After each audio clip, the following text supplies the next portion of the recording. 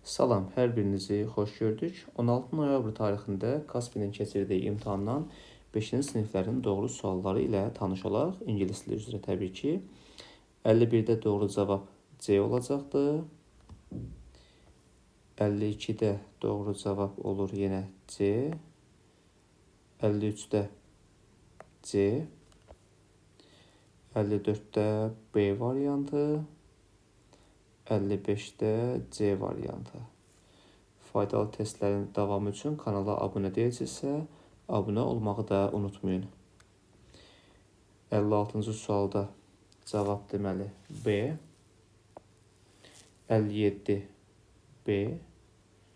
58 C variantı. 59 A variantı. 60 isə B variantı. 61 D. 62 C.